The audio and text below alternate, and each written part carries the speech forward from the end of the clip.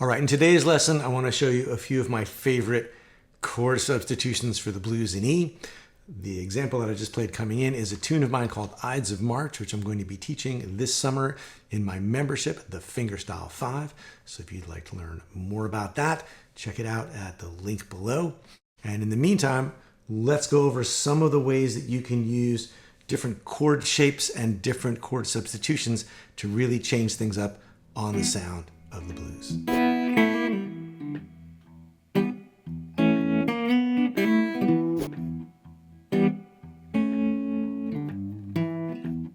All right, so I'm going to focus just on the first 4 bars of the blues, just to look at a couple of specific things you can do to really dress up the sound of going from the 1 to the 4 chord. So the first thing is to kind of map out where you can go using chord shapes. So if you're on an E chord, 2 of the places you can go are to this E chord with a G sharp in the bass. It's called an E over G sharp, or a first inversion E chord. Here's your E, here's the 3rd, here's the 5th.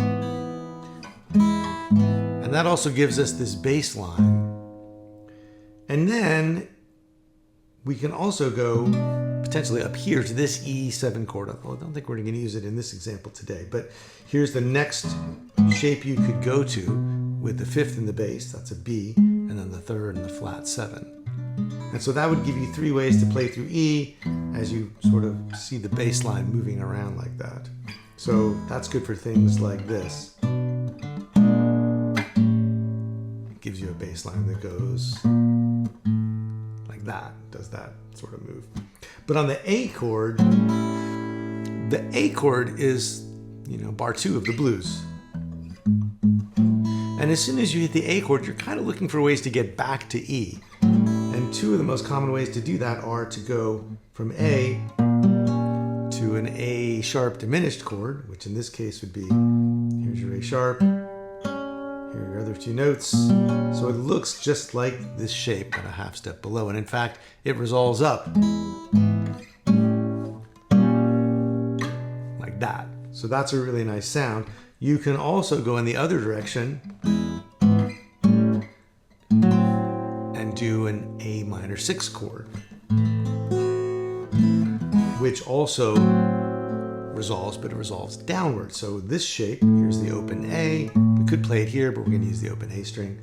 Here's the 6th and the flat 3rd of A minor 6, and that wants to go down like that.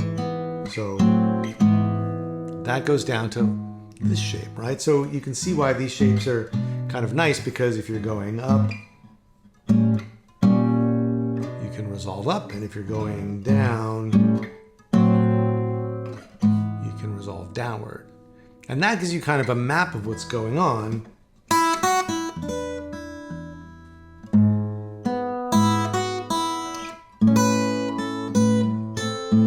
So these kinds of moves that I was playing during the introduction, it's got my E in the bass, and I'm playing this out of this upper part of an E chord here, and then going to this shape, but not bothering to play the whole chord, because I'm just going to grab the bass, and then I want this 1 note here on the 4th fret of the 3rd string to go with the high string. So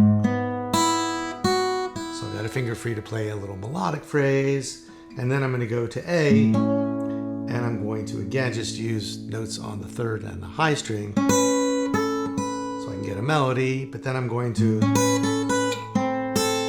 go to this A minor 6 sound, which I'm just going to spell out using this note on the 3rd string to kind of explain that that's what's going on. So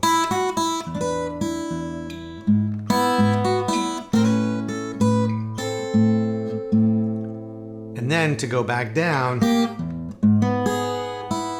I could resolve down to this shape. So I've got my melodic stuff on top, and then I've got my bass note, and then I've got my sort of intermediate, my inner voice, or the voice in between here on the 4th fret of the 3rd string. And then I'm going like a B7 chord, that shape with the 5th and the 3rd and the flat 7. And then maybe something like that, where I'm basically thinking of this as more of like F sharp chord, like a 2 to a 5 to a 1.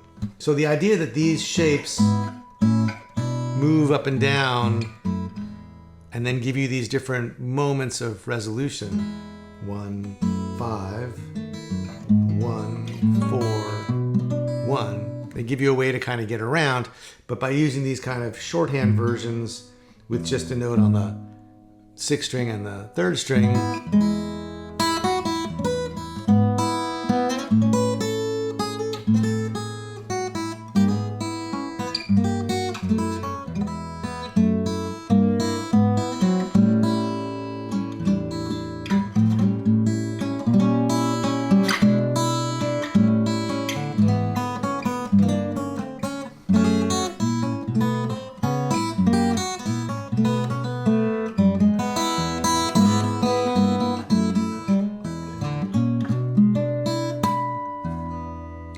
they give you a way to start getting around and expanding out of the basic steady bass on just the roots.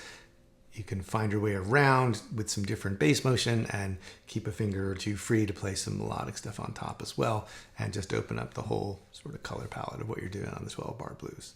Now, if that's something you'd like to learn about in more detail and learn that opening tune of mine, which is called Ides of March, join me this summer in my membership, the Fingerstyle Five, where we'll be working on playing chord substitutions over the blues in E all summer. So check that out at the link below or visit fretboardconfidential.com. In the meantime, if you have a question or a comment about today's lesson, please leave it for me down below. I'd love to hear from you. And as always, thanks for watching. I'll see you next time.